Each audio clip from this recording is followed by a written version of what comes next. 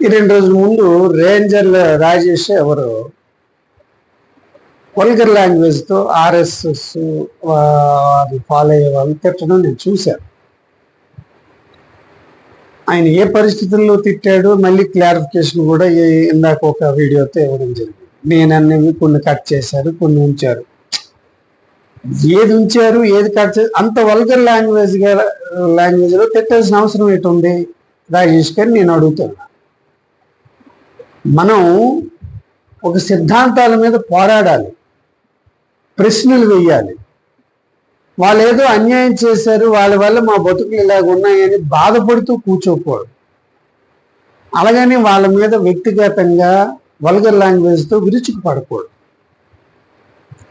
కొన్ని నువ్వు అన్నట్టే ఏదో స్వతంత్రకు పూర్వము లేకపోతే పూర్వము బీసీలకి ఎస్సీలకి చదువు లేకుండా బ్రాహ్మణులు చేశారు, ఓన్లీ రాజులకి బ్రాహ్మణులకి అలాగే కొంత పెద్ద పెద్ద వాళ్ళకి ఇచ్చారు అని మీరు అనుకుంటారు. అందరూ నువ్వు జరుగుతుంది.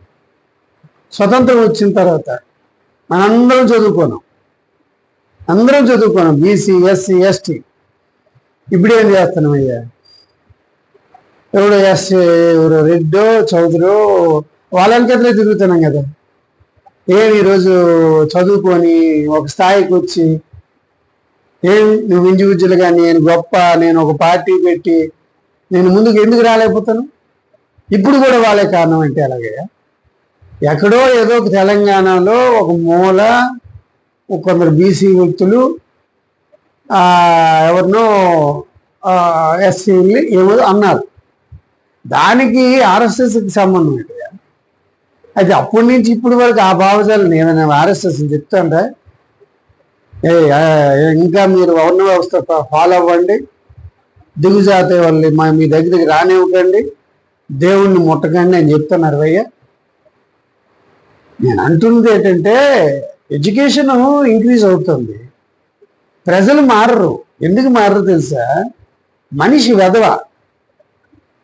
తన పక్కనున్న వ్యక్తి తనకు సమానం అనే ఆ విషయాన్ని వాడు ఒప్పుకోడు. ఇది రాజేష్ నువ్వు కనుక్కోవాలి. నువ్వు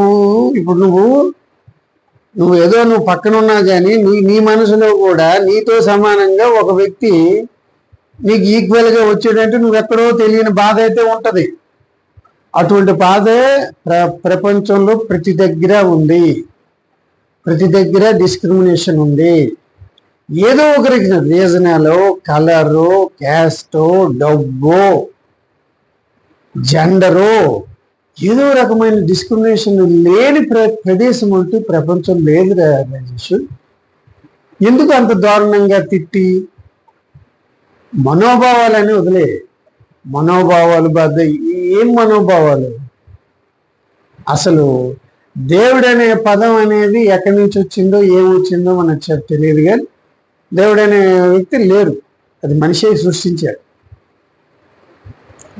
ఆదిమానుడు ప్రకృతిని పూజించేవాడు, అంటే ప్రకృతి వల్ల నేను బతుకుతాను. తెలివితేటలు పెరిగి దేవుళ్ళు సృష్టించి దేవుళ్ళ ద్వారా మనుషుల మధ్య వైమిష్యాలు సృష్టించి పబ్బం గడుపుతున్న కొందరు తెలివైన వ్యక్తులకి మనం బలి అవ్వకూడదని నేను అనుకున్నాను. పోరాడవయ్యా, నీకున్న స్థాయిలో నువ్వు పోరాడు. వల్గర్ లాంగ్వేజ్ ఎప్పుడు ఎవరి మీద యూజ్ చేయడం అనేది కరెక్ట్ కాదు. నేను అంటున్నది మనం అంబేద్కర్ అంటారు. అంబేద్కర్ బొమ్మ పెట్టి హిందూ ధర్మాన్ని ఎక్కువ మంది తిడతారు. మరి హిందువులు ఎక్కువ ఉన్నారని తిడతారో మీరు హైలైట్ అవ్వాలని తిడతారో నాకు అర్థం కాదని. అతి ఎక్కువగా తిట్టేది ఏంటంటే హిందూ ధర్మాన్ని. మీరు తిట్టాలనుకుంటే ఇండివిజువల్గా తిట్టుకోండి. అంబేద్కర్ బొమ్మ అయితే ఆయన ఏమన్నాడు? హిందూ మతంలో డిస్క్రిమినేషన్ ఉంది. బోర్డు బయటికి వెళ్దాం అనుకుంటే ఎక్కడ చూసినా డిస్క్రిమినేషన్ ఉంది. అందుకు బౌద్ధ మతంలో డిస్క్రిమినేషన్ లేదు. అది మతం కాదు. బౌద్ధ మతం అనేది మతంగా పెట్టలేదు, అది ఒక విధానం.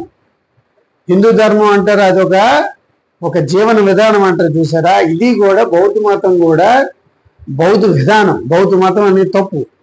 బౌద్ధ విధానం కూడా ఒక జీవన విధానంగా ఆయన ప్రవేశపెట్టాడు. అంటే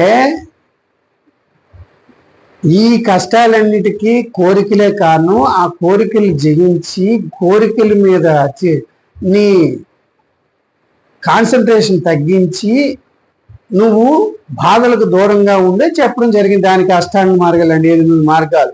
సరి అయిన దృష్టి, సరి అయిన ఆలోచన, సరి అయిన కర్మ, ఇలాగ 8 మార్గాలు చెప్పాడు. అలాగే 4 అంగాలు చెప్పాడు. దుఃఖానికి కారణం కోరికలే. కోరికలు జయించినట్లయితే దుఃఖం పోతుంది.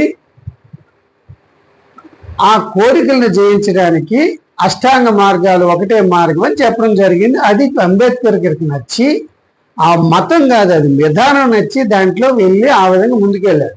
పోనీ ఆ బౌద్ధ విధానమైనా మీరు ఫాలో అవుతారా? అది లేదు. మరి ఏది ఫాలో అవుతాడో తెలియకుండా ఏదో అరిసీయడం, చేసేయడం, మాట్లాడితే ఆయన ఫోటో పెట్టేసి హిందువులకి అసలు ఆయన పూర్తిగా దూరం చేస్తారు. చాలా మంది బీసీలు కూడా ఉన్నారయ్యా. ఆయన ఉద్ధరించిన వ్యక్తులు, ఆయన పెట్టిన రిజర్వేషన్ వల్ల బీసీలు కూడా బాగుపడ్డారు.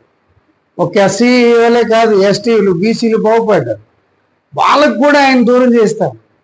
ఆయన చాలా మంది, ఈరోజు నరేంద్ర మోడీ ప్రకటించాడు, ఈరోజు అంబేద్కర్ వల్ల నేను ప్రధానయ్యాను, అది చంపేస్తాడు బీసీల్లో. అది ఆ విధానాన్ని చంపేస్తారు. దయచేసి మీరు ఏదైనా మతాన్ని తిట్టాలంటే పక్కని అంబేద్కర్ స్టాట్యూని పెట్టుకోకండి, ఆ ఫ్లెక్సీని పెట్టుకోకండి.